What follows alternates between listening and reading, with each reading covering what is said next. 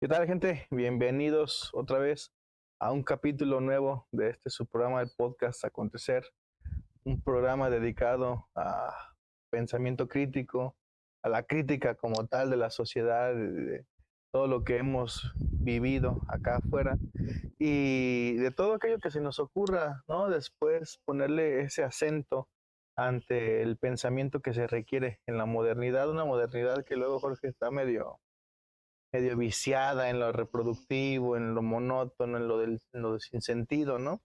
Y que por lo menos este espacio, pues para ti, para mí, nos sirve para pensar más allá y que sea un posible escape de esta sociedad, ¿no? También para los que nos ven, ¿no? Esa es la idea, Sí, de que sí, sí. puedan replicarlo, de que puedan tomar un espacio diferente a lo que generalmente ven.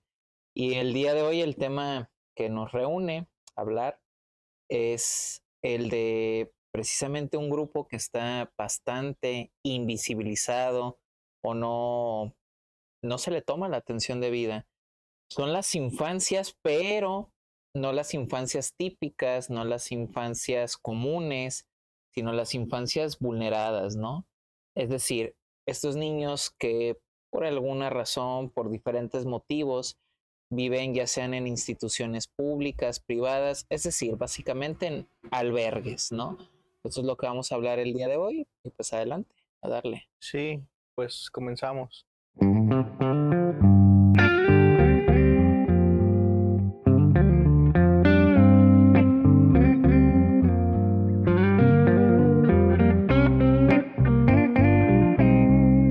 A ver, cuando hablamos de infancias, tú lo pones al principio, pero creo que toda infancia en la actualidad eh, es vulnerable.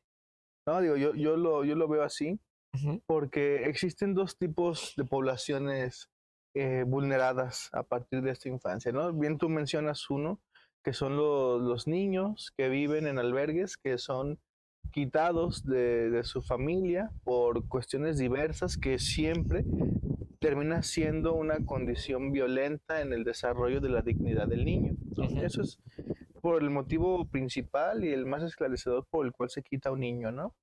¿Por qué? Pues porque son niños que son criados en la calle, niños que son violentados, niños que o no comen o no estudian, o hijos de padres que no se hacen cargo, de padres violentos, de padres drogadictos, de lo que tú quieras, ¿no? Padre y madre en este sentido, no solamente uno como tal, ¿no? Que luego si nos vamos a las estadísticas, hay más, mm, hay más mujeres que son abandonadoras de hijos que hombres, ¿no? Pero bueno, eso por un lado. Y por el otro lado está las otras infancias que también son abandonadas, pero que no están en la calle, no están en una situación, digamos, expuesta al peligro de la afuera, pero que sí están expuestas a un peligro virtual, ¿no?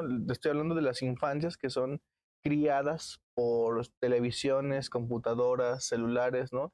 Infancias hiperconectadas que también ahí se vulnera algo del derecho de la dignidad de la vida del niño, ¿no? Una vida que ha sido vulnerada es una vida que al final del día no se cumplen con los datos de crecimiento natural y digamos en esos términos de crecimiento feliz de los niños, ¿no? Que al final son niños que están preocupados por otras cuestiones que no les competen. ¿Sí? En ese sentido, yo pondría estas dos esferas de los niños o de las infancias vulneradas, ¿no?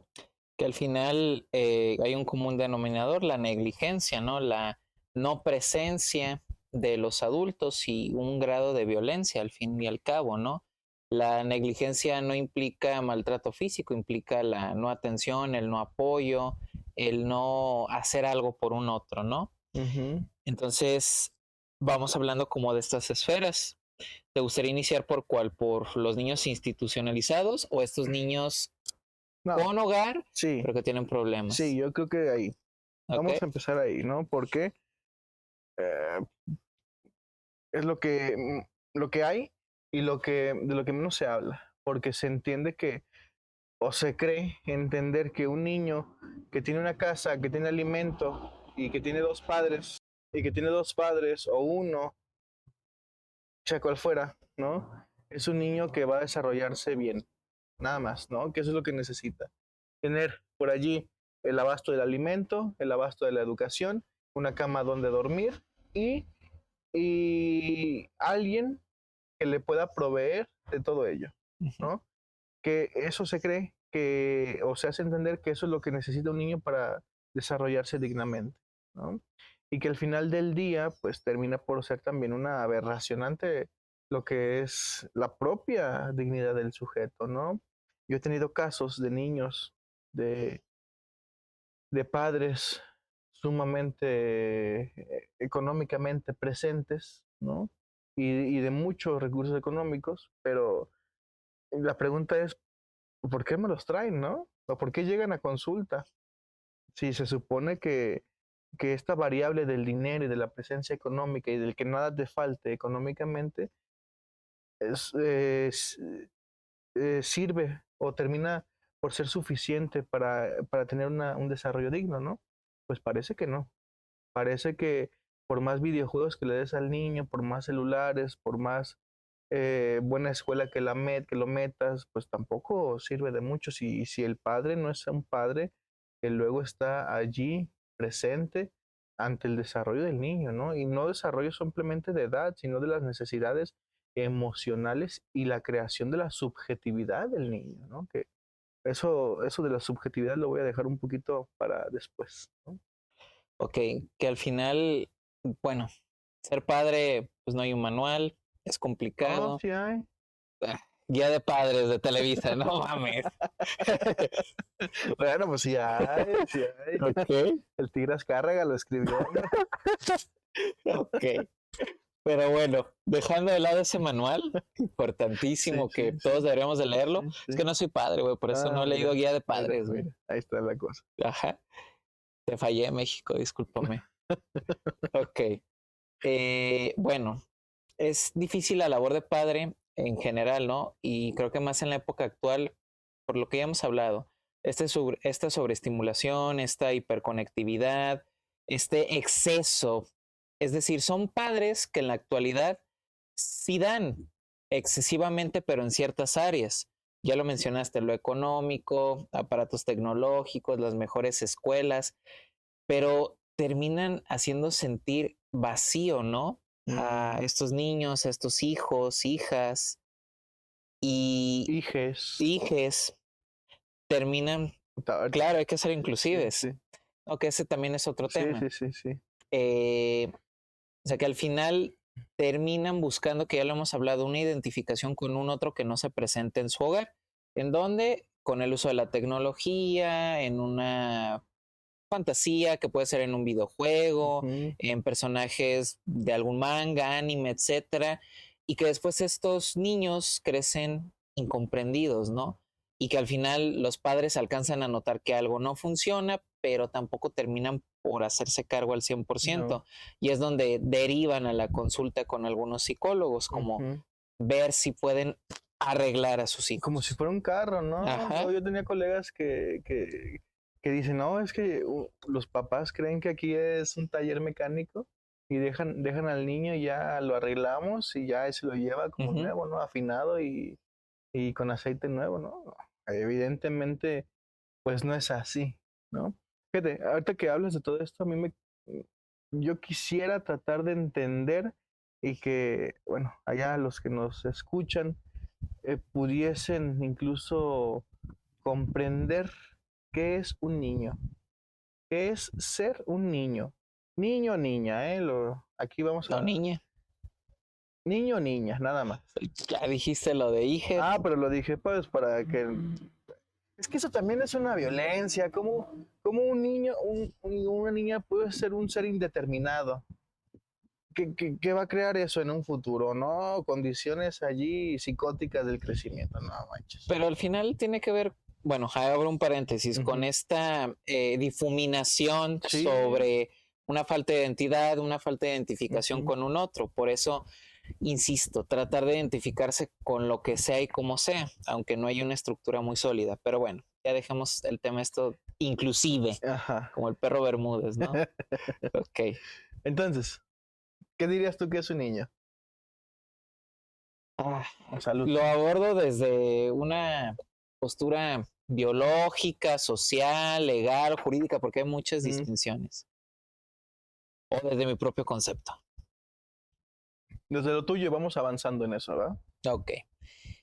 Bueno, es un periodo en la vida de todo ser humano en el que implica un momento específico donde vas a ser guiado por un otro, donde te encuentras en pleno descubrimiento, en pleno desarrollo biológico, psicológico, y que básicamente es un periodo donde aún necesitas activamente de un otro, ¿no?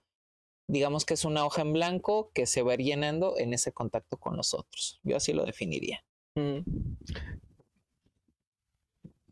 Sí. En ese sentido, un niño es un ser indefenso, ¿no? Un ser, un adulto en potencia, metafísicamente, ¿no? Un ser que está aprendiendo, esta hoja en blanco a la cual se le pueden hacer escrituras. Una tabula rasa. Sí. Y en la cual se va abstrayendo según las condiciones históricas, económicas, sociales, políticas, cognitivas, emocionales de su contexto. ¿Sí? ¿Cómo definirías la infancia actualmente? ¿En qué estatuto la pondrías? Hablando de niveles como de riesgo. Yo creo que es alto riesgo todo el tiempo, ¿no? Y que precisamente es el periodo donde quizá junto con la vejez más se necesita de un otro por cuestiones económicas, por cuestiones sociales, hasta neurobiológicas. ¿Sí? Claro, claro. Porque, pues ya lo dijimos, ¿no? Un niño es un ser que está aprendiendo cómo sostenerse en la realidad, ¿no? Y que por medio de los juegos, el niño es que aprende cómo es la vida, ¿no? Incluso en una semejanza allí medio darwiniana, ¿no? Los leones, cómo aprenden a cazar, los leoncitos, jugando entre ellos, ¿no? Incluso la mamá leona les enseña cómo morder el cuello, con juego, evidentemente, se ve ahí que, bueno, juego en el término lúdico, ¿no? Que no muerden a sus hermanos, ¿no? Sino que solamente hacen la finta. Luego traen una ratita, un jabalí, y según el tamaño va aumentando, ¿no? El animal que traen. Sí, luego tienen un humano si vas a la sabana. ¿No? Okay. Pero, entonces, un niño va aprendiendo de la misma forma estas condiciones sociales, ¿no? Jugando, va aprendiendo cómo vincularse con el otro, cómo se relaciona, cómo se piden las cosas, cómo se sostiene algo. Y más abstractamente, en el sentido de que somos seres conscientes, pues va identificando estructuras de amor, identificando estructuras de odio, identificando estructuras de aprendizaje, identificando estructuras de relación, ¿no? Y todo ello, y entonces todo esto se va simbolizando de cierta forma según su desarrollo, ¿no? ¿Qué pasa con un niño en el cual sí tiene un papá, una mamá que les da mucho dinero, ¿no? Un niño que no le falta nada de dinero, tiene la Play 5, tiene el iPhone, ¿qué es? 18, el iPhone que sea. Pro Max. El tenis carísimos, va a la mejor escuela, viste la mejor ropa, come muy saludable, pero son papás que no saben cómo escuchar al hijo, ¿sí? Que son papás que al final del día el hijo tiene una problemática y el papá le dice, toma, 1,000 pesos. ¿Qué va a pasar con ese niño? Va a tener en exceso y va a entender que una forma de atención, de contacto, de afecto, pues es el dinero. Aunque no haya una verbalización, no haya un diálogo. Va a ser como muy ambiguo, ¿no? Es como me dan esto porque me quieren, pero no se atienden las otras necesidades. Ujú.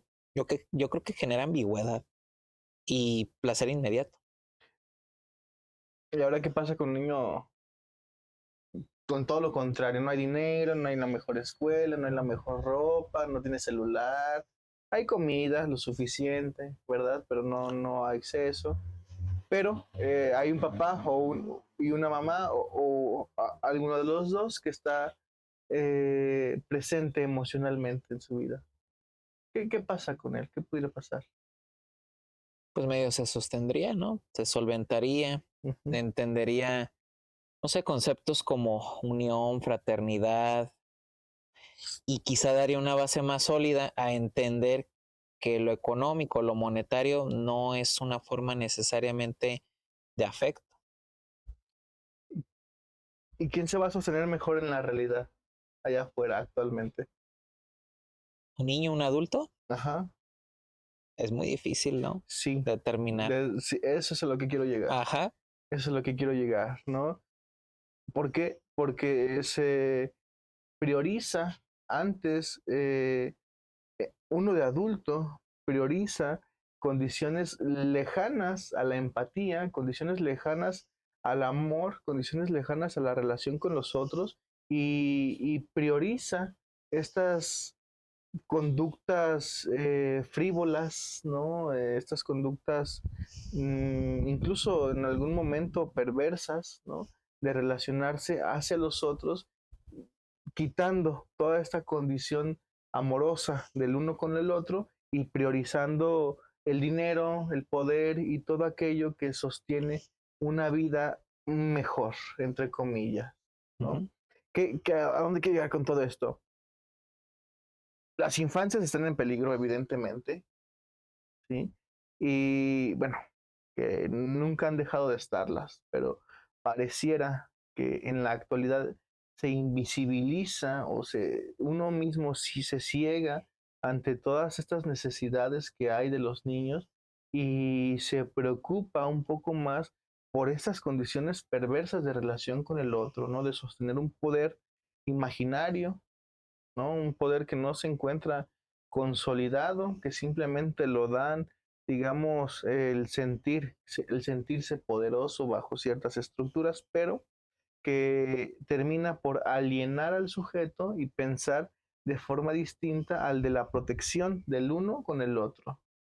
¿y cuáles serían esas necesidades de un niño? Ahorita que las tocaste. ¿Qué necesita un niño? Amor, amor, Resguardo. comprensión, escucha, eso sobre todo. Yo he visto que y eso es un síntoma de hace muchos siglos, ¿no? Bueno, si nos ponemos a ver el desarrollo histórico de lo que es la infancia, ¿no? Hacía no mucho tiempo, 200 años, los niños no eran considerados niños. No había una infancia como tal, el nombre de infancia no estaba establecido como tal, Ujú. sino que más bien había incluso una aberración a la infancia, ¿no? Había una exclusión, ¿no? Sí, Los niños hacia allá y solo sí, con las mamás sí. y es un mundo adultocéntrico. Y aparte de eso, Bueno, lo sigue siendo. exacto, eso es lo que iba, ¿no? En algunas partes del mundo, el niño es una mano de obra, Ujú. nada más, y es una mano de obra barata. Y es una mano de obra que no cobra caro, ¿no? Toda esa ropa que traen de Shane luego, Son niños taiwaneses, talibanes, pakistaníes, del Oriente y Oriente Medio. con todos los recursos electrónicos de los celulares más modernos y las inteligencias artificiales, de las computadoras y todo ello, son de minas allá pues en parte de África, de mineros que evidentemente extraen esta materia prima, ¿no? Que se las pagan a muy bajo costo y que están a manos de guerrilleros, Ujú. ¿sí? ¿Y quiénes son los que trabajan allí? Niños que trabajan 12, 16 horas al día, ¿no? Por una paga mínima y a veces solamente por la oportunidad de vivir otro día, Que ¿no? esto me recuerda, ¿has visto Padre de Familia? Ya ves que ¿La sacan serie? sus flash, ajá, Sí, sí. ya ves que sacan como sus flash ahí, Ajá, como de alguna situación sí. haciendo sátira. Está el Stevie, trabajando como en un lugar de estos, en Oriente, ¿no? Ajá. Y se ve que una mamá da a luz a un niño, Ujú. inmediatamente lo tienen y lo ponen a trabajar, ¿no? Y Sí. es como la burla, la sátira. Pues hace algo así, es no muy distante a la realidad. No, no, no, no. O sea, tú vas a todas estas partes de la India, de África, y ves que la infancia no existe, ¿no? Son simplemente obreros que se les paga menos y se les explota más. Ujú. Em, Acá, en esta parte del mundo, no estamos tan exentos de ello, ¿no? Si bien no existen esas condiciones porque hay una preocupación mayor por la infancia, entre comillas, pues, pero en los camellones tú ves niños pidiendo limosna, Sí, no nos veamos lejos, ¿verdad? incluso se sabe de trata de niños en los cuales se rentan, bueno, hay mafias que rentan niños a, a mujeres para que vayan y den lástima y pidan dinero, ¿no? Y les den limosna. Ujú. Les entregan niños adormecidos y entonces ellos los están colgados. Eso es una explotación Claro. también, ¿no? Entonces, ¿qué es lo que no hay actualmente? No, no hay esa preocupación por la infancia, no hay esa escucha, no hay eso que nos sostenga como sociedad, ¿no? ¿Y por qué? Desgraciadamente, y tú lo mencionas, ¿no? ¿Cuáles son las poblaciones más vulneradas en la historia? Niños y ancianos. Por allí también las mujeres se meten en esa estadística, ¿verdad? Pero niños y ancianos, los dos extremos de la vida que parece que desde esta perspectiva utilitarista moderna no tienen cabida dentro de la producción. Te decía, este ejemplo de las infancias y el cómo siempre han sido explotadas e incluso cómo en algún momento de la historia eran rechazadas porque no se quería tener este vínculo con el infante, porque por la tuberculosis, por diferentes enfermedades que hacían que el niño se muriera, o incluso en algunas esferas que nacían niñas, pues no las querían porque tenían que ser niños para heredar el trono y todo ello. Ujú. Si nacían niñas, pues eran por allá llevadas a otro lado y todo O no esto, podían ser ¿no? guerreros, no podían cultivar la Sí, de tierra. hecho, a ver, ubicas claramente el cuento de Hansel y Gretel, Ajá. ¿sí? O sea, el cuento de Hansel y Gretel son dos hermanos que fueron desterrados de su casa y que fueron mandados al bosque a su suerte y que se encontraron con una bruja, ¿no? Una bruja que les dio alimento y que después se los comió. Esa es la historia, pero la historia, como haciéndole comercial a esta de Azteca, la historia detrás del mito, o el mito, más bien el mito detrás de la historia, ¿sí? Ajá. Es que no es tan mito, es lo que pasaba. Niños eran exiliados de sus familias porque no había esta reciprocidad familiar de los unos con los otros, no había ese apego hacia la infancia y los niños tenían que salir a ganarse el pan que consumían, ¿no? Y no hace muchos años, ¿no? Digo, a experiencia propia, a título personal, mi abuelo salió de su casa creo que a los 6 años, salió porque lo corrieron y desde los 6 años estuvo vagando por por todo México buscando qué comer, ¿no? Trabajando. Y él se enseñó a trabajar de muchas cosas y por eso fue un señor tan recio después, ¿no? Un señor que no le heredó a sus hijos esta condición como de amor, ¿sabes? Porque ¿de dónde lo iba a sacar? Pues Claro. no era un mago, ¿no? No se le había enseñado eso, pero esas son las infancias. Esas son las infancias que tenemos desde que se dio el título de infancia al niño, que no tiene mucho, a lo mucho unos 150 años, me estoy yendo muy lejos. Ujú. Sí, cuando se les da el título de infancias a los hijos, a los niños, perdón, es cuando se ve o sea, hace ver que por lo menos acá en esta parte del mundo un niño no tiene que trabajar. Un niño tiene que desarrollarse plenamente en condiciones de felicidad, en condiciones de tranquilidad, para que pueda desarrollarse y ser un adulto que pueda sostener después una familia para heredar eso a un niño. Es decir, que se instauran los derechos de los niños, ¿no? Ajá, ajá, pero no a todos, no a todos, ¿no? Sino solamente a aquellos que tenían la oportunidad de pertenecer a ese gremio, ¿no? En ese sentido se instauran las escuelas. Y en México la educación en ese sentido no tiene mucho tiempo, ¿sí? Y no tiene tanto tiempo y ya se pervirtió. La educación en México deplorable, Todo se pervierte en este país. Somos pervertidos. es lo que hay, ¿no? Pero sí, la educación en México no sirve de nada, ¿no? Bueno, a lo mejor es muy aventurado decirlo, pero Pues sí, sí sirve para generar sujetos que van a estar a merced de los intereses utilitaristas de las empresas. Sí sirve, cumple esa función. ¿estás hablando de la VM? ¿De la UTEG, acaso? ¿Estás hablando de la Univer, acaso? Ajá, No, la Univer no.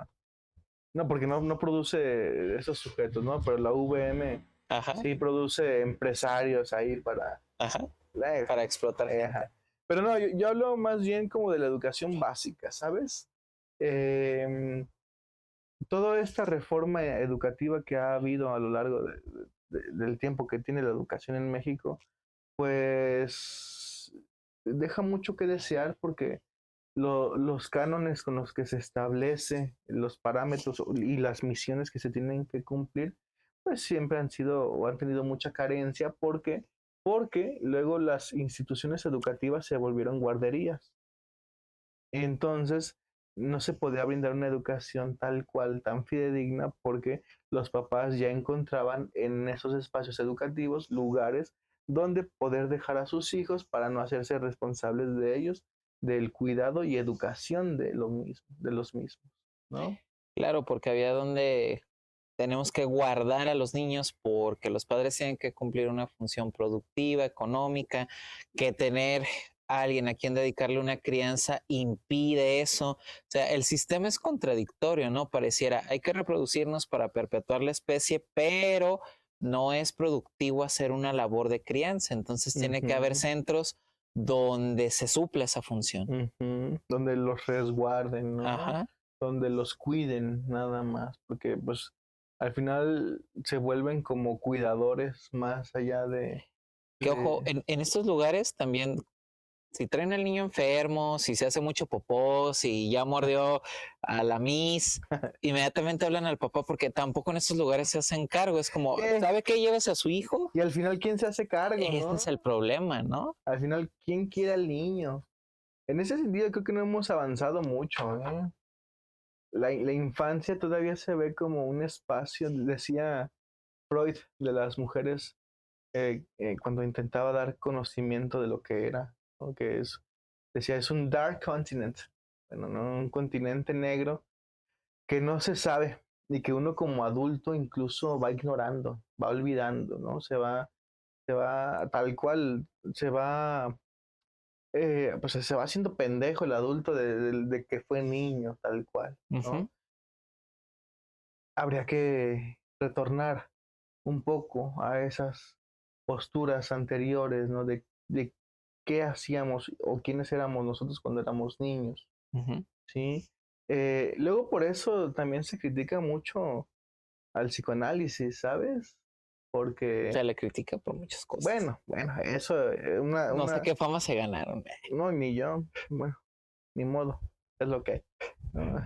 Pero, pero cuando nosotros hablamos de las infancias, no hablamos tal cual de etapas regresivas, ¿no? De condiciones regresivas para analizar todo ello, como estas cuestiones que luego hacen ver ahí. El niño interior, las heridas de la infancia. Sí. No, nada de eso. Sino que le damos el peso que importa a lo que se vivió en las infancias, ¿no? Tomamos en cuenta lo que hay, lo que hubo en las infancias y quizás encontrar algo de todo ello que esté suscitando luego condiciones acá medio sinuosas de la vida adulta, ¿no? Ok. Yo, por ejemplo, ¿cuál es el trabajo que se hace con un niño? ¿En qué sentido? En el aspecto psicológico, dentro del dispositivo clínico. ¿Qué se tiene que hacer con un niño? Hay, modificarle su conducta, regularle las emociones, ajustarle los niveles de aire, checarle el aceite, cambiarle los bujes, cambiarle las bujías. ¿Qué se le hace? Mi respuesta es enseñarle a jugar. Bueno, es como el principal método, Ujú. ¿no? De intervenir, de entrar a esto, que Y, son las y- y infancias. lejos de generar un rapport o una transferencia, ya lo decíamos hace rato, ¿no? ¿Cómo aprende un niño jugando?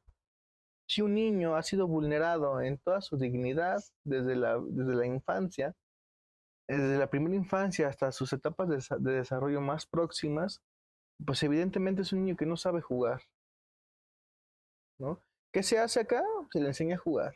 ¿Qué es enseñarle a jugar? Enseñarle a simbolizar, enseñarle a cómo abstraer una forma distinta de la realidad, ¿no? Quitarle estas condiciones violentas de supervivencia que muchas veces traen, ¿sí? Esto de yo me comporto así para evitar cierta forma de castigo, ¿sí? Como estos mecanismos de defensa que luego en los niños son bien notorios que existen, ¿no? Enseñarle a jugar favorece la condición de un niño para que pueda abstraer una forma distinta de regularse ante su realidad. Ujú. Que eso implica y atraviesa todos los modelos de psicoterapia. El juego es fundamental, o sea, tienes que jugar, tienes que estar al nivel del niño, obviamente enseñando de esta manera. A ver, sí es complicado porque hablas de los derechos de los niños, hablas de cómo se instaura el concepto de infancia, Ujú, hay términos jurídicos que se supone que el Estado tendría que hacer valer y las propias familias. ujú, Si esto es complicado en un niño que tiene un hogar, que tiene padres y no se puede llevar a cabo, ahora hablemos de la otra parte, de la otra cara. Esas infancias que no tienen contacto con una familia directa y que quienes toman la tutela son el propio Estado por la clara y sí. evidente vulneración de sus derechos. ¿Qué pasa con estas infancias? Porque hay un montón de cosas, ¿no? Desde todas estas películas, cuentos que hemos visto que los orfanatos son lo peor del mundo, que es Ujú. súper triste, pero ¿qué pasa en estos lugares? ¿Cómo es todo este proceso? ¿Sí? Ambos tenemos experiencia trabajando en este tipo de sitios. Ujú. Primero cuenta tú tu experiencia y luego yo cuento la mía. A ver, Y ojo, pareciera que los niños de orfanato entonces, es lo más terrible que le puede pasar a una persona, ¿no? sí, El cómo lo pintan en la cultura popular. es que luego, ¿sabes qué?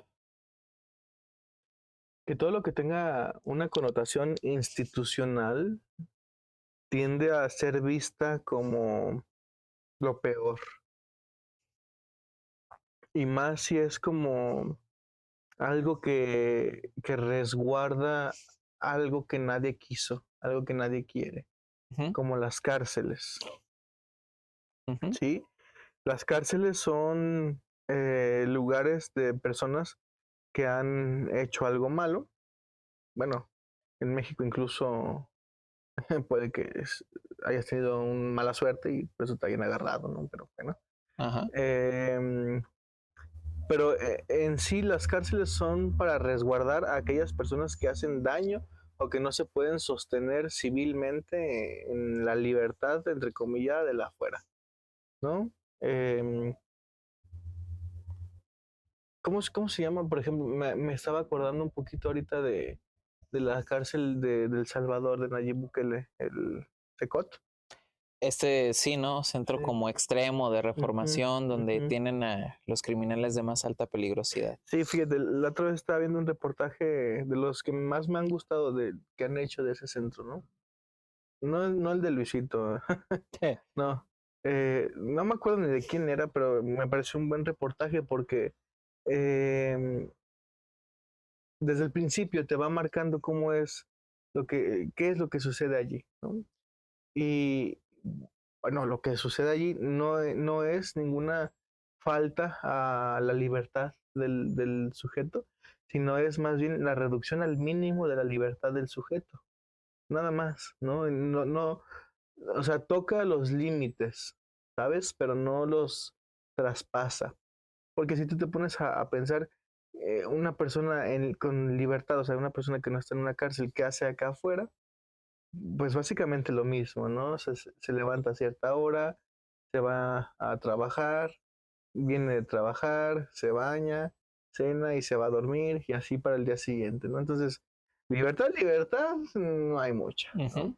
Sin embargo, lo que hay en estos lugares de hacinamiento son personas que nadie quiere afuera o que han cometido ciertos actos delictivos los cuales favorecen para que estén allí adentro, ¿no? Los manicomios son también para personas que no pueden sostenerse en la afuera o de personas de las cuales no se pueden hacer responsables otras personas para su cuidado, ¿no? Ujú. Los orfanatos, casas hogar, pues para que no suene tan feo, eh, es lo mismo al final. Desgraciadamente es lo mismo al final, ¿no? ¿Por qué? Porque son niños de los cuales sus papás no han sido las personas más óptimas para su cuidado o que han sido personas sumamente violentas y negligentes. Que les han incurrido en un delito a sus propios hijos, Totalmente, literalmente. totalmente, ¿no? Y que el Estado ha encontrado en estas casas hogar estos, estas instituciones donde resguardarlos, ¿sí? Con la misión de que en algún momento esos niños puedan ser criados acá adentro por personal especializado para que en algún futuro los niños puedan salir a la calle, a la afuera y encontrarse una realidad en la cual ellos puedan sostener su propia vida. Capacitados en súper entre comillas, porque aquí empezamos con esta intervención, ¿no? Eh, ¿Con qué tipo de cuidadores? Porque al final son cuidadores o personas tienen contacto con los niños. Supuestamente profesionistas, ¿no? Pedagogas, psicólogos, trabajadores sociales, psiquiatras. Es bien complicado, ¿no? Porque si bien no está entendida la infancia en estos términos de dignificar al otro, creo que eso sería como lo más básico, elemental y a veces lo Ujú. más difícil de cumplir, pues es un problema, ¿no? El cómo están estructuradas, el cómo se da este trato hacia los niños, más allá de las facultades, conocimientos, el cómo se vinculan hacia con los niños, ¿no? Hacia con esta vulnerabilidad. Y es ahí donde radica este conflicto. En las instituciones, hablando en México, bueno, en diferentes partes del mundo, pero en Ujú, México están las instituciones públicas y las instituciones privadas. En ambas el Estado interviene, o sea, hay un reporte, ujú, ujú. ¿sí? Los vecinos están viendo que hay unos niños que viven solos, que están como en situación de riesgo o escuchan los Sí. gritos, maltrato y bueno, interviene en este caso, acá hay diferentes instancias, ¿no? Puede ser la Procuraduría de Protección de Niños, Niñas, Adolescentes, puede ser la Fiscalía, etcétera. Al final terminan siendo derivados por el Estado. Entonces llegan a estos lugares y, insisto, están estos cuidadores. El asunto es cómo es este trato hacia con los niños, ¿no? Realmente las personas que están ahí tienen esta empatía, tienen esta formación, tienen estas habilidades, tienen esta vocación, o solamente, como Mm. por estructura capitalista, están ahí nada más por llenar un hueco, por tener un empleo y por simplemente ganar plata. Desde ahí hay como una desventaja. ¿Qué ocurre ahí, Emain? ¿Qué pasa cuando los niños están en contacto con estas personas que van a fungir para bien, para mal, como pues una segunda familia? A ver, sí, aquí habría un paréntesis, ¿no? Un niño se desarrolla a partir de la significación que encuentra hacia un otro, Ujú. ¿sí?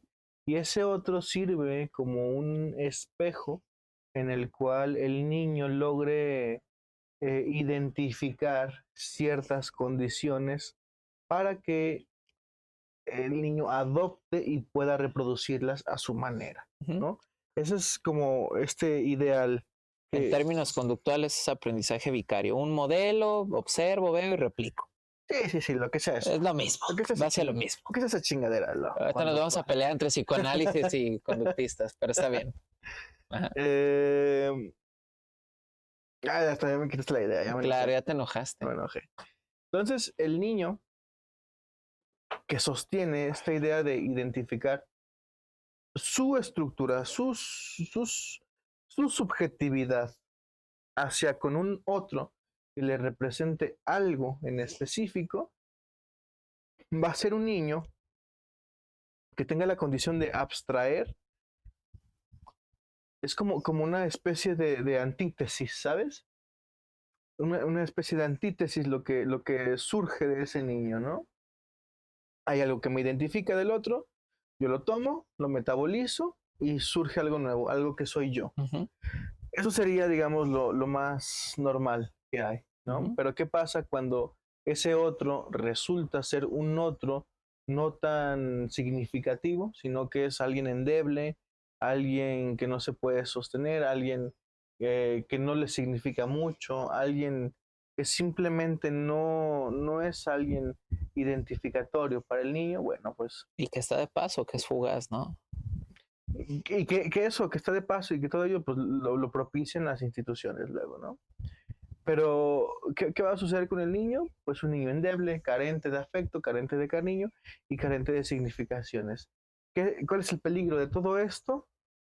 Que los niños, por ejemplo, de casa-hogar, evidentemente tienen luego una vida afuera, ¿no? Porque van a escuelas, conviven con otros niños y luego hay gente que va a hacer labores altruistas allí, ¿no? Todo esto. Pero también tienen contacto con todo lo que es el mundo actual, ¿no? ¿Qué pasa con estos niños? ¿Qué sucede? Que son el reflejo del síntoma de la sociedad actual. ¿Sí? ¿Por qué? Porque si no hay eh, una identificación buena, fiable, un otro fuerte, ¿no? Somos sujetos, buscamos dónde relacionarnos, dónde identificarnos, dónde nombrarnos y dónde ser nombrados, ¿sí? Entonces vamos a encontrar en aquello que más se asemeje, en aquello que más nos satisfaga, ¿no? En aquello que cumpla esa función sustitutiva, aunque sea allí alguien que tenga una pizquita de algo que me atraiga, ¿no? ¿Por qué digo que los niños son el síntoma de la sociedad actual? Y más los niños de casas hogares, porque son niños que en un primer plano estuvieron carentes de significación. Yo nombro a esto tal como cual un niño de casa hogar es un niño que reniega de la ley paterna. ¿Por qué? Porque no se inscribió en él, en los más pequeños no se inscribió en él la ley paterna, porque el padre fue un sujeto, pues, violento, un sujeto que no representaba la ley, un sujeto que no representaba esa seguridad, esa fortaleza, no hubo, ¿sí? Y por el otro lado, son sujetos que están resentidos de la moral materna, ¿sí? ¿Por qué? Porque son sujetos que no encontraron en la madre esa función de cuidado, esa función de amor, esa función de integración, ¿no? Y que por ambos lados han sido violentados, porque por algo están allí, o porque la madre no está, o porque el padre no está, o porque ambos no están, o porque algo pasó en ese vínculo familiar que detonó en que el niño después fuera resguardado, ¿no? Hay una carencia, eso es lo principal. Y la carencia que hay es una carencia de identificación, ¿sí? ¿Dónde se identifica el niño si no es con ese otro? Con el otro del afuera. ¿Y qué hay, no, en el contexto mexicano? ¿Y qué hay en el afuera, Jorge? Violencia, ya lo hemos hablado, ¿no? La influencia de los corridos tumbados, del reggaetón, el consumo de drogas, La pornografía. exactamente, otra vez la explotación, la trata. Fíjate cómo desde el acercamiento a a este tipo de población, a estos niños, cómo desde ahí ya hay un estigma, ¿no? Generalmente quienes se acercan, no digo que todos, evidentemente, Ujú. pero hay como una parte ya desde un prejuicio, ¿no? Desde este sesgo como de lástima, como pobrecitos, ¿no? Como necesitan amor, necesitan esto, Ujú. pero terminan como por fragilizarlos, terminan como por no darles este Sí. lugar. Evidentemente, los niños de casas hogares van a replicar lo que vieron en su contexto y si en su contexto hubo situaciones de violencia, de abuso, de maltrato, de poca empatía, pues es lo que van a replicar al final y al cabo. Se supone que quienes están ahí deberían de dar otro significado, otro tipo de formación, pero no lo hacen por diferentes situaciones. Ujú. Falta de vocación, están ahí nada más por un tiempo, se les vuelve muy problemática como la situación, las vivencias y terminan por salir de ahí. Es decir, no hay un otro que termine dando un sostén y terminan estando todo el tiempo a la deriva. O sea, yo me puse a pensar, ¿no? Eh, el tiempo que llegué a trabajar en un albergue infantil del DIF cuando veía las conductas disruptivas de los niños y de repente cómo actuaban, cómo terminaban, ¿no?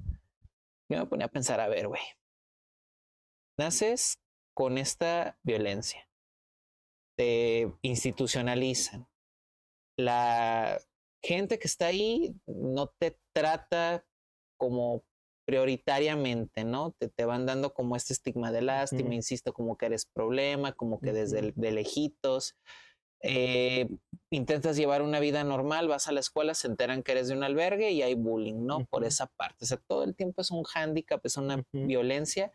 No mames, yo estaría Ujú. resentido con la vida, sentiría un odio tremendo y tendría Pues ganas es de que hacer pedazos a quien se me es un cruzara rechazo por enfrente. todos lados, No ¿no? mames, es evidente, ¿no? Ahora, ¿qué haces con ese odio? ¿Qué haces que hasta cierto punto se puede validar, se puede entender? ¿Cómo lo orientas, no? Y es la parte difícil. Primero Sí. creo que habría que escucharlos, sin juzgar. Relátame, cuéntame por qué esto, por qué aquello, por qué el otro. En lugar de reprender, poner una consecuencia. A ver, primero, dime qué está pasando. Ujú. Mira, algo bien curioso que luego pasa con los niños Ajá. albergados es que la mayoría de ellos en algún momento extrañan a sus familias. Claro, porque sé que no pertenezco aquí, tengo una Ujú. añoranza de ir a un lugar donde sé que tendría que estar, Ujú. pero tampoco puedo estar allá. Híjole. Los niños, a pesar de todo lo que le pudieron haber hecho sus padres, siempre están en la disposición de ojalá pueda regresar contigo, ojalá me puedas querer. Mira, mira Imagínate eso, eso. eso creo que es algo de lo más importante que se tendría que tomar en cuenta, ¿no? Ojalá me puedas querer. Ay, cabrón, suenas. Sí, sí. Estremece, ¿no? Sí, hombre, ¿no? Porque, a ver, entonces somos sujetos que buscan ser amados, Exactamente. Detrás de ese odio que hay, ¿no? Una añoranza de ser comprendidos. amado. Sí, sí, sí, sí. Por más violento que seas, ¿no? Incluso la violencia es el síntoma de que algo más está allí, ¿no? Uno no es Ujú. violento por cualquier cosa, ¿no? A no menos que seas por allí un presidente de Estados Unidos actual y busques armar problemas por todos lados, ¿no? Igual, Ujú. yo creo que a ese sujeto también algo le faltó, ¿no? Hagas arancelazos, ¿eh? Ajá, lo bruto, ¿no? Eh, Igual yo creo que a ese sujeto también algo le faltó en su infancia, ¿no? ujú. Quizás no el dinero, pero otras cuestiones allí como una palmadita Ajá. ahí en la espaldita, ¿no? De todo va a estar bien, campeón. Ok. Sí, imagínate, ojalá me puedas querer, ¿no? Es incluso esta demanda de un deseo que se pudiera inscribir para poder con eso generar un cambio, ¿no?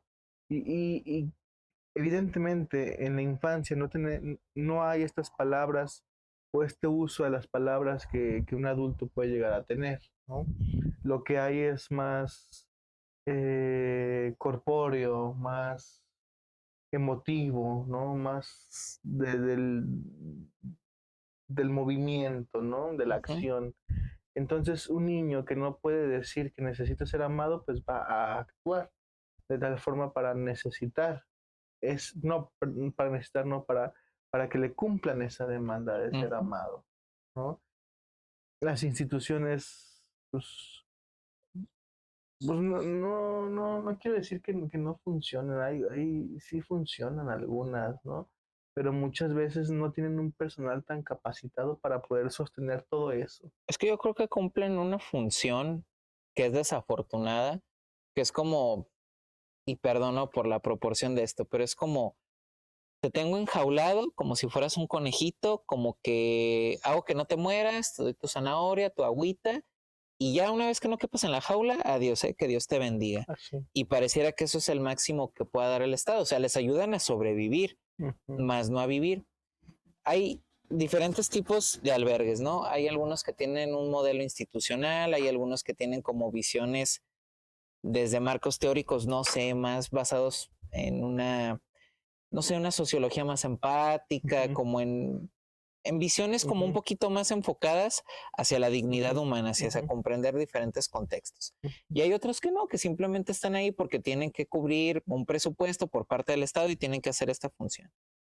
Creo que uno de los problemas en algunos albergues, digo, hemos tenido la oportunidad de trabajar, es que pareciera que no se piensa a la infancia desde un sentido de cubrir necesidades básicas, pero desde enseñarle a cómo vivir la vida, ¿no?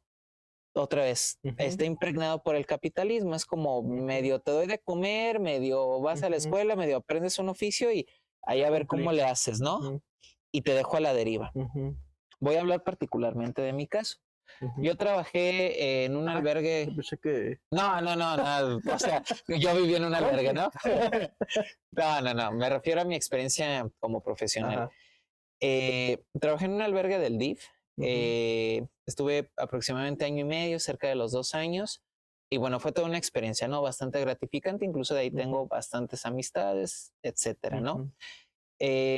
En estos centros, básicamente en algún momento quisimos hacer una intervención, ¿no? Como ir un poquito más allá de lo que estaba estipulado, estructurado. Queríamos hacer un programa de vida independiente como para los chicos adolescentes, como para esta parte de generar un sentido de pertenencia, para que pudieran aprender habilidades desde cómo moverse en la ciudad, cómo aprender a autogestionarse, cómo preparar sus propios alimentos, cómo hacer un proyecto de vida, cómo plantear el escenario una vez que salga del albergue, ¿no? Y por ahí se puso en papel, se presentó, al final no procedió. No procedió no porque no fuera un proyecto sólido, sino porque había una cuestión administrativa donde se cumplieron tiempos, donde no es factible, donde no vamos a gastar un presupuesto en esto. Eso por una parte, y por otra, porque quienes formaban parte de este personal, que en la, digamos, función pública, cuando alguien está sindicalizado, está muy viciado, ¿no? Ese luego podría ser otro tema. Entonces el sistema no dejaba permitir esto. Uno quería actuar sobre esto, era ir en contra de las estructuras, acá reclamaban, acá te obstaculizaban el trabajo. Uno por debajo de la mesa hacía como cosas por los chicos, incluso más allá a lo mejor de la función básica, ¿no? Te llevo a que tramites una INE porque tu trabajadora social no tiene tiempo de llevarte porque está ocupada quién sabe en qué, cosas por el estilo, ¿no? Y creo que ese es el problema. No hay una visión integral en ver primero como un ser humano y en segundo en realmente dar un seguimiento, decir, a ver, a tus 18 años no se acabó esto, o sea, voy a estar apoyándote constantemente hasta que pues, realmente te sientas sólido, hasta que realmente formes parte de una comunidad en que realmente pues puedas dignificar tu vida. ¿Tú a los 18 años ya sabías qué ibas a hacer? Ay, no, pues es un lío, ¿no? Los 18 años es bien complejo, ni adolescente eres, ni adulto eres, es muy complicado. Estudié psicología, vaya situación, ya que estoy hablando contigo. Pero que me quedara absolutamente claro, no. Y mis papás así, pues, ahí lo que usted quiera, mijo, ¿no? Pero bueno, me era difícil, ¿no? Desde una estructura convencional, papás, apoyo económico, lo básico, ¿no? Me era difícil. Y al punto que quieres llegar al cuestionarme esto es, o sea, yo a mis 18 años me sentía en duda. Entonces, creo que lo estoy pensando y creo que la mayoría de edad en México, nombrar a los 18 años como mayoría de edad es un síntoma de que tampoco hay situaciones dentro de un núcleo familiar o casa, hogar, llámese como se llame, en la cual se puede sostener por más tiempo a una persona, ¿no? Es que ahí hay un problema. A los 18, bueno, está legalizado Ujú, en ese sentido que ya eres un adulto y todo esto, pero social, culturalmente, estructuralmente, no se te permite tener realmente una solvencia de adulto. ujú, Digamos, para uno que, insisto, formó parte de una familia convencional, ujú. a los 18 no eres un adulto, no tienes solvencia económica, son decisiones ambiguas, Todavía ni es un niño, neurológica, ni sí, socialmente estás bien estructurado. sí. Imagínate para estos chicos, ¿no? O sea, ¿en dónde van a poder sostener una adultez bajo todo este hándicap por el cual han pasado a lo largo de su vida, ¿no? Qué difícil. Sí, yo me pongo a pensar y digo, ¿qué va a ser de esos niños que hoy tienen 10 años, en 8 años? Niños que se ve a leguas, que no tienen esta subjetividad tan, tan introyectada, Ujú, ¿no? Esta diferenciación de lo narcisístico del desarrollo, hablando de la función narcisista, del desarrollo de cada sujeto, ¿no? Que, bueno, comercial. Voy a estar dando un seminario por allá de junio sobre el narcisismo. Yo les traeré más informes, ¿no? síganlo, por lo menos para que le tiren hate, pero síganlo y Sí, vayan al eso me seminario. gusta, eso me gusta mucho a mí.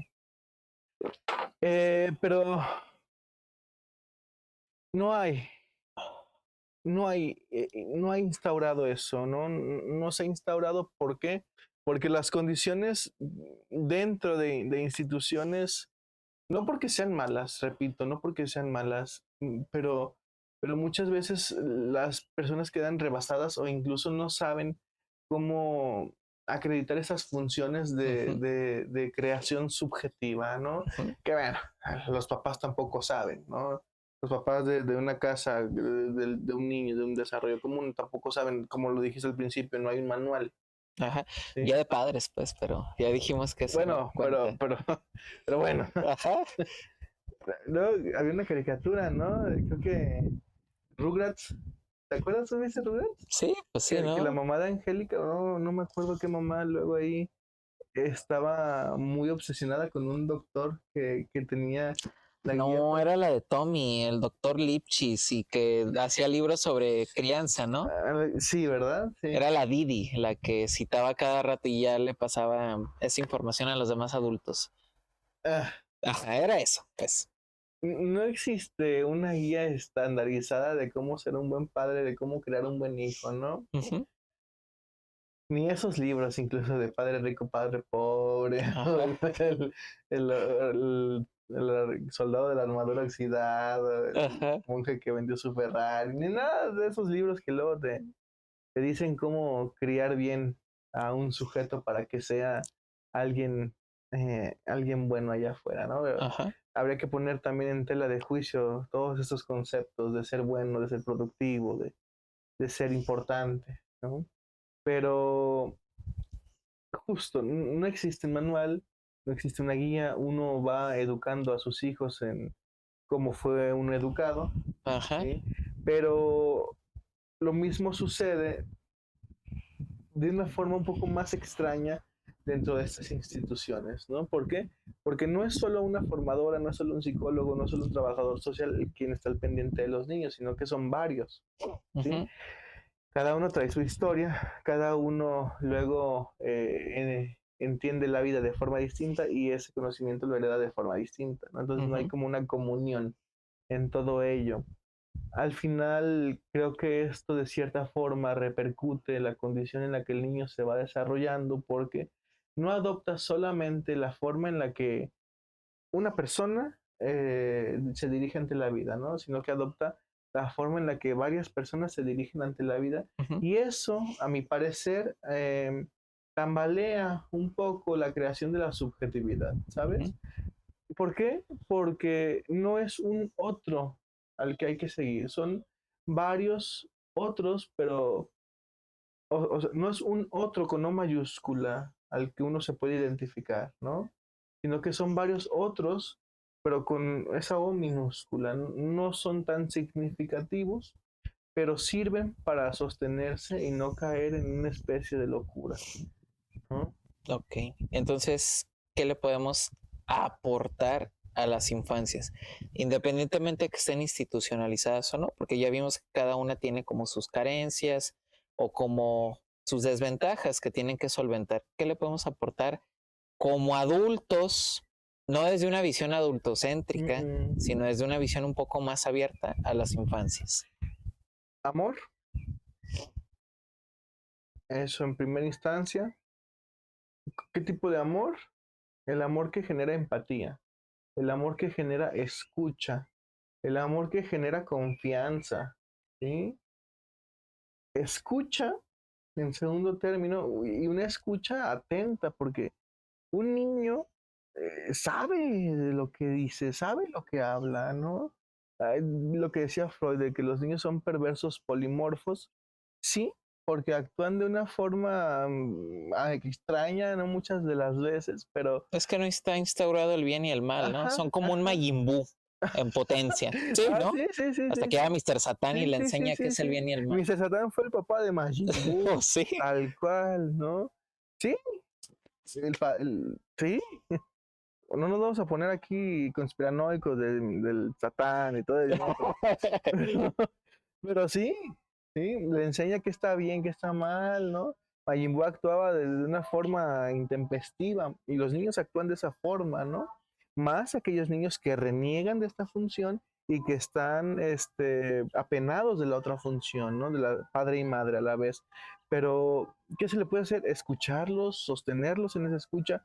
Un niño sabe de qué está hablando. Un niño entiende las condiciones en las que se encuentra. Un niño no es un ser tonto, ¿no? Un niño es un ser sumamente inteligente. Digo, la otra vez platicando con un niño me dice, oiga, ¿y qué es la muerte? Palabras más, palabras menos, ¿no? Ujú. Pero hace ese cuestionamiento y ese cuestionamiento a mí me permite entender que algo de la subjetividad se ha instaurado en él, ¿sí? Un trabajo quizás mío, quizás de alguien más, pero esa pregunta tal cual por el otro, por lo abstracto de la muerte, del concepto, pues a mí me hace entender que hay algo de preocupación, ¿no? Que se puede pasar a otro lado, ¿sí? Y que eso permite una nueva forma de entender la vida, ¿no? Un niño que se pregunta por la muerte, por el amor, por condiciones de estas metafísicas, de la cual una persona que no entiende todavía ni del bien ni del mal no lo hace, ¿sí? Cuando ya se pasa a esto, es un buen aliciente para poder saber que lo que necesita un niño es ser escuchado. Amor, escucha y por allí pondría también diversión, Ok, ¿sí? Eso permite que el niño, la parte lúdica. sí, ¿no? Imagínate un niño que no juegue, No, ¿no? no Un mames. niño que, volvamos, ¿no? A los niños esclavos, ¿no? ¿Qué va a ser un adulto de él? Está como, y es un ejemplo burdo, ¿no? Ujú, South Park. Hay un episodio donde el Cartman y sus amiguitos, el Clyde, todos ellos se van a Somalia ujú, y ellos están jugando a ser piratas. O ujú, sea, por eso quieren ir allá, porque pues está como esa onda de que es un lugar donde existe la ujú, piratería. Llegan y hay niños que pues sí, en efecto, no son piratas, pero porque están obligados ujú, a contrabandear, a delinquir, porque es parte del contexto, haces esto para sobrevivir. Entonces ujú, pasa como toda una situación burda donde ellos están jugando, pero se están dando cuenta que los somalíes pues se están no, matando entre ellos, ¿no? ujú. Y es súper burdo y es súper chistoso, ¿no? Como una cuestión de juego llega a empatar con una realidad donde pues ya no es un juego, es una cuestión de vida o muerte, ¿no? Mira, ¿no? Ajá. Y qué difícil se vuelve, ¿no? los niños tienden a reproducir estas acciones que luego observan como satisfactorias de otros, ¿no? Ujú, De los más grandes, ¿no? Y es muy dado que luego para ciertos niños en ciertas situaciones de albergue presenten conductas sexuales, ¿sí? ujú. ¿Vistas de dónde? Pues identificadas de algún lugar, Evidentemente, ¿no? ¿sí? Y reforzadas por otras condiciones. Ujú. ¿Sí? Mira, ya estoy utilizando términos así muy básicos. De conductismo, Sí, obviamente sí. todo lleva hacia allá, pero bueno. Y entonces, la cuestión de los niños es esta, ¿no? Un niño tiende a identificar aquello que le parece atractivo para su desarrollo, ¿no? Como el ejemplo claro del dicho de las doñitas, un niño es una esponja que todo absorbe. Ujú, Sí lo es, evidentemente, ¿no? Y cuando decimos que todo absorbe. ¿Por qué? Porque esta condición de bien y mal, todavía no, hasta que se instaure esta represión, esta ley paterna, es cuando se puede discernir entre esto y lo otro. ¿Sí? Pero ¿qué pasa cuando no se instaura? Pues deja paso a una decisión constante y posiblemente a una psicosis futura o una perversión en potencia. sobre todo la perversión, o sea, ¿cómo Ujú, van a terminar estos infantes, no? Si vivieron violencia, si hay ujú. resentimientos, si los revictimizan en una institución, pues van a terminar delinquiendo. ¿Propuestas? La propuesta es dignificarlos, escucharlos, tratarlos, enseñarles a hacer algo con la vida, que hay otro camino, ¿no? Mm, Y en la medida de lo posible, ya depende de los límites personales de cada uno, pues quizá brindar un apoyo después de que egresen, ¿no? O sea, no te digo que te los lleves a vivir a tu ujú, casa o algo por el ujú. estilo. Pues, no, evidentemente no, pero es conservar una amistad, un contacto, dar algún consejo, apoyar, te puedo guiar con esto, te puedo guiar con aquello. Creo que sería ese sentido, ¿no? De como adulto enseñarles que puedes ser un adulto Ujú. confiable y que algo puedes hacer al respecto, porque hay muchas cosas que hay que nadar contracorriente en el sistema. Entonces es lo que te podría decir al respecto. Dignificarlos. Tal cual, tal cual. ¿No? La dignidad humana es un concepto clave dentro de la bioética que incita a pensar en una forma distinta de vivir la vida, ¿no? De una forma en la cual nosotros podamos sostener cierto valor más allá de lo económico, un valor que nos ayude a trascender como seres y que favorezca la formación del uno con el otro, una formación ética que sostenga un futuro mejor. Si eso se pierde, perdemos todo, ¿no? Vivan los niños. En México y en todas partes. Con Andrea Legarreta. Que chingue su madre esa señora, ¿no? Pero sí, no, los niños en toda la palabra tienen que vivir bien. Porque todos fuimos niños, carajo. Eso es lo importante, que no se nos olvide que fuimos niños y que el mundo no opera siempre desde las reglas del adulto, ¿no? No es como este sentido productivo, rígido, yo tengo la razón, como el papá de Matilda, ¿no? Tú eres niña y Ujú. estás equivocada, yo soy grande y tengo la razón, no mames. Eso es no. Estoy leyendo a Charles Dickens, ¿ah? Eh, y el otro estaba viendo a ver cómo malbarata Ajá, carros y los revende, ajá, ¿verdad? ajá. Mira, ¿no? Creo que Matilda es una buena película para entender lo que es la infancia Ajá, y el también. tema del Sí, adultocentrismo. sí, sí. Un ejercicio, yo propondría un ejercicio, ¿no? Lejos de todo esto, es hacer una remembranza de cómo fue nuestra infancia y después de ello poder sostener una charla propia de saber qué es lo que estamos haciendo con, con esta vida de adulto, ¿no?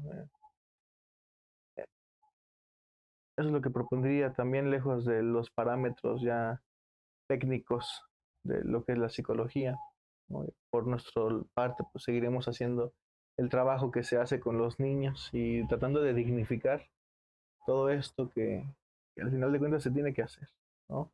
tal cual. Y si no, escuchar la canción de Volver a Ser de Santa Grifa. Es muy bueno. Vámonos ya.